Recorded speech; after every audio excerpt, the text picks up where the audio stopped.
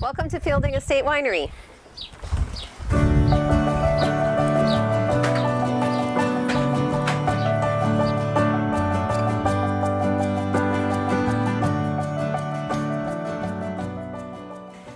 My road down the entrepreneurial path actually started at Jackson Triggs Winery, where I had my start in the wine industry and I have my love for the wine industry.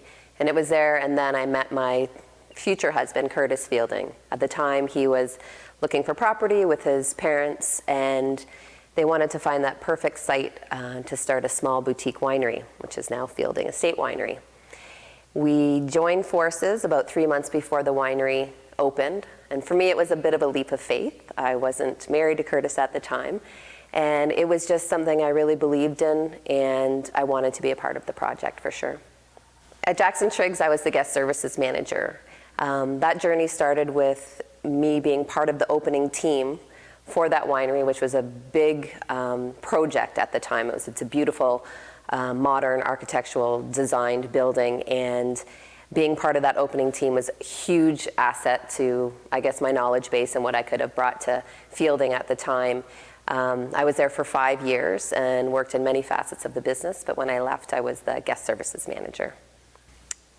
Going from being an employee at a winery to becoming an owner of a winery it's a huge change. Obviously, for us, our biggest thing was leading by example, which is something I learned when I was at Jackson Triggs, so it didn't change that much. The hours changed a bit more. Obviously, you're more vested, so you want to make sure the winery gets off to a great start, and all of your finishing touches are part of what happens at the winery, and your team is very well trained.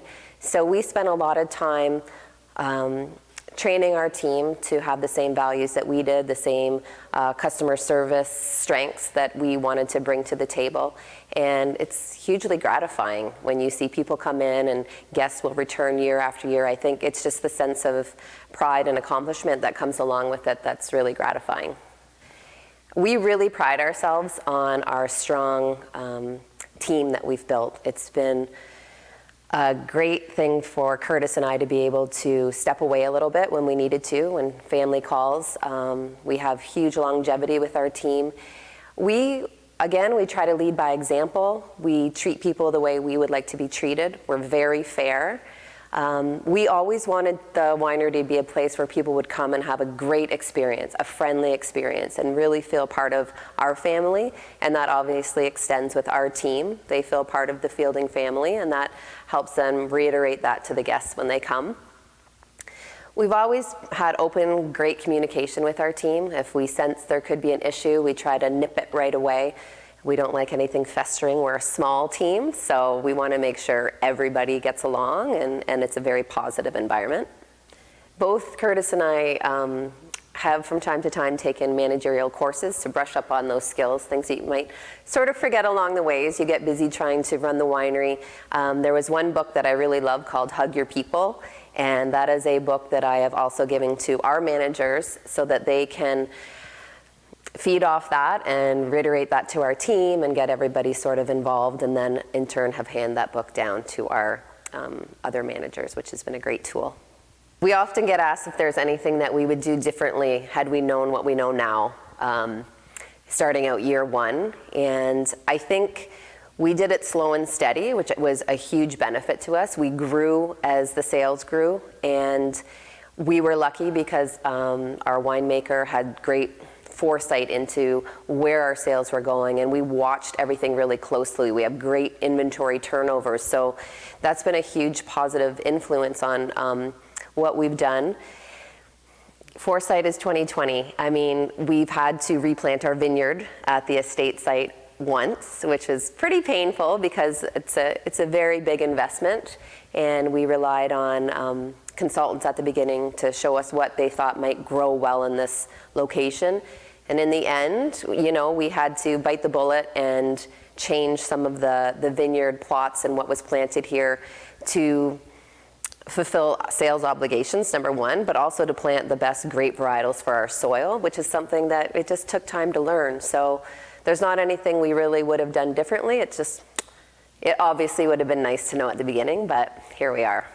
As far as watching numbers and inventories and sales trends, it's very, very important in our industry. You don't want to plant 20 acres of Chardonnay when people are all about Pinot Grigio. So we've had to watch the trends, and to plant a new vineyard is a slow and about a 3 to 4 year process before those grapevines start producing grapefruit. So we've had to be cautious in some areas, and where we see the growth, where we know we can do something really well, like for example Riesling and Pinot Gris and things like that, we've sort of pushed our limits as far as like our sales targets and growth outside of Ontario and sometimes a little bit into the US. So we've had to select certain varietals we think would show our brand really well. In our industry, when you feel you've had all the audits you thought might come your way, another one may pop up. And so for us, we've always just walked the straight and narrow. We try to be extremely diligent in our bookkeeping. We've changed the way we manage our accounting over the last 10 years to accommodate that, in that we used to have an off-site accounting office, and now we brought an in-site accountant here to be here at the winery, who really has a handle on what's going on. She does everything from help us count the inventory to manage daily processes that happen in the store, which has been a huge sense of it's just been a huge benefit to us, which we've realized in the last couple of years, and that's one thing we wish we would have done sooner. As we started to reestablish our goals and the direction that we wanted to take the winery in, we realized that there were jobs that we might have been doing that would be best handled by somebody else. So for example, when we brought in our in-house accountant, Curtis was able to unload quite a few duties that he was doing, not realizing it was taking away a lot of his time doing administration, when he should really be out, getting new contracts and meeting with our grape growers and just doing other things that frees up his time where it's more valuable. Even with our own team, there are things that we felt maybe they were in a certain role, and we're like, wait a minute, they actually have more of a strength with people, or maybe they have more of a strength with administration. And so we've rejigged roles over the years, but we've also maintained happiness and cohesiveness with the team, because they also realize at that point, hey, I'm actually much happier in this role. One of the benefits that we found in bringing our accountant in-house was the books are reconciled at the end of each month. So we can see right away maybe where we could improve, and we can help that situation along much quicker than if we don't see the books for 3 months, down the road. That's been really helpful. And for sure, in a small winery, decisions get made sometimes around the dinner table. And sometimes they're hard decisions, and they're decisions you wish you could draw out for many months, but it's best just to make them and move on and do what's best for the company. I think in some of the hard decisions that we've had to make, in the end, you really have to follow your gut and think about it. We try not to make knee-jerk decisions, which, are sometimes based on emotions. So you got to kind of step back, and I think Curtis and I balance each other out well in that department. I think that's a strength of us working together. We can bounce ideas off until we come to a more reasonable solution. So we haven't made any decisions where we're like, oh, that was awful. But we have agonized over decisions that in the end have made our business better. Balancing family and work is definitely a challenge in an entrepreneurial world. At first, when the winery opened, we poured our heart and soul. We were here all the time. But we learned pretty quickly we can't do it on our own. And as I said, the strength of our winery has been the strength of our team. We really strongly believe that. Once we started having children, who are now 8 and 5, we learned pretty quickly that you can't work every day, and family has always come first to the Fieldings, and that's a philosophy that we bring to the business, even with our team, which I think is really appreciated by them. So we've had to pull back and really rely on our team at times just to create that balance. We still work crazy hours when needed, but we have been able to gain some sort of balance in the last few years.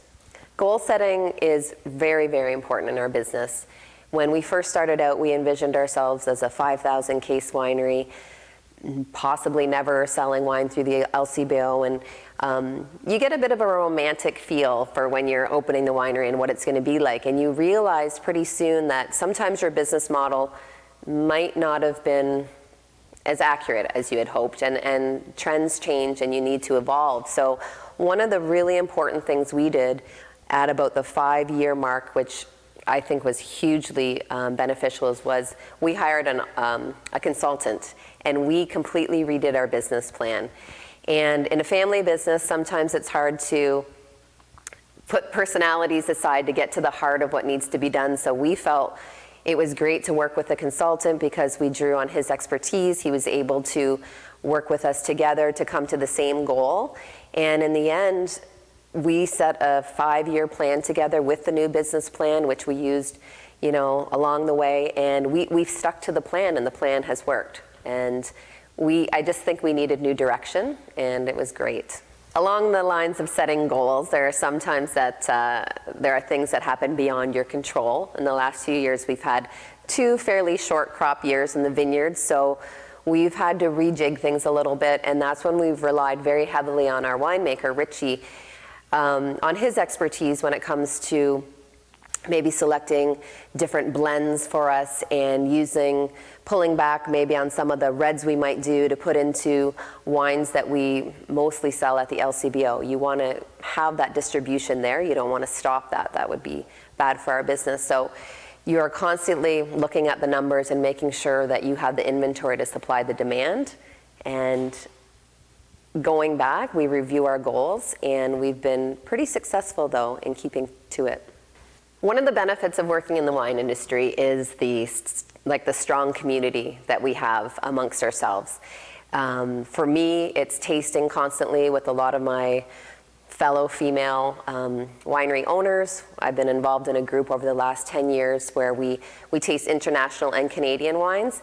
And sometimes it's not even about the tasting, it's about the camaraderie, or maybe we're facing certain issues, or maybe it's audit questions or things like that, but a lot can get resolved in a sort of that fun social setting.